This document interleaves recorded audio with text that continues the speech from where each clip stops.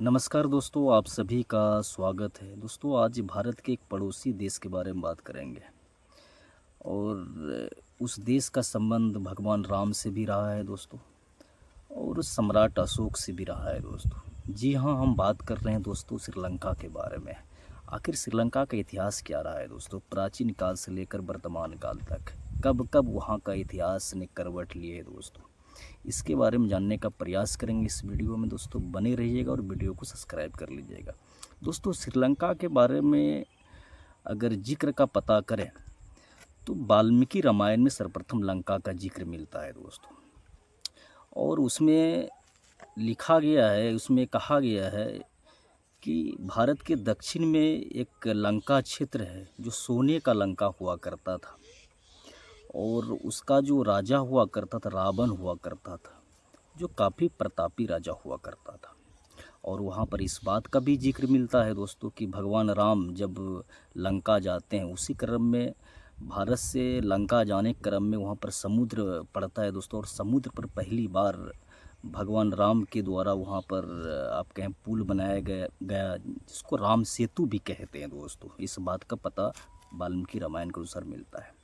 जब इससे आगे बढ़ते हैं दोस्तों, करीब 5वीं सदी ईसा पूर्व में एक विजय नामक राजकुमार जो भारत का होता है, दक्षिण भारत का होता है, वो श्रीलंका जाते हैं। वहाँ पर सिंहल राजवंश की स्थापना करते हैं दोस्तों।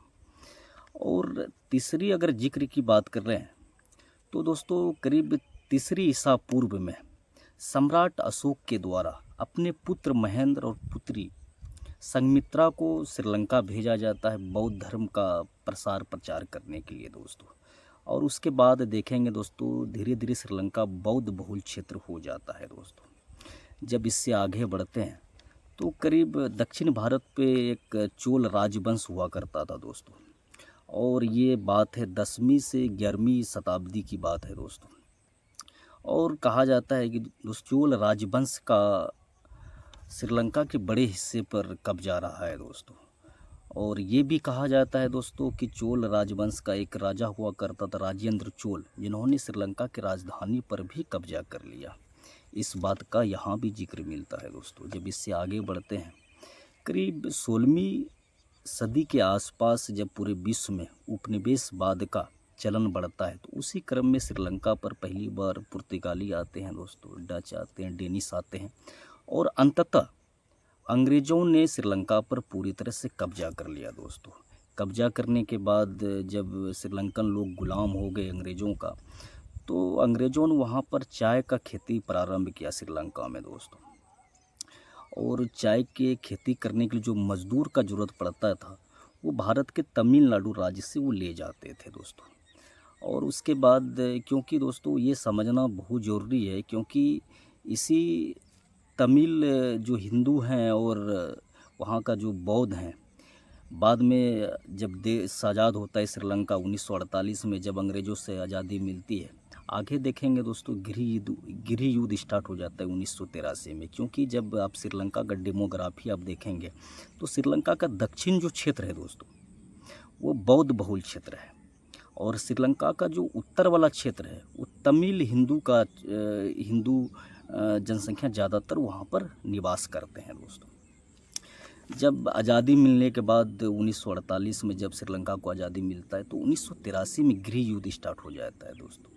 और गृह युद्ध जो स्टार्ट होता है, इसके पीछे एक संगठन होता है दोस्तों जिसका नाम होता है लिट्टे, और ये एक अलग देश बनाना चाहता है तमिल ईलम नाम से दोस्तों।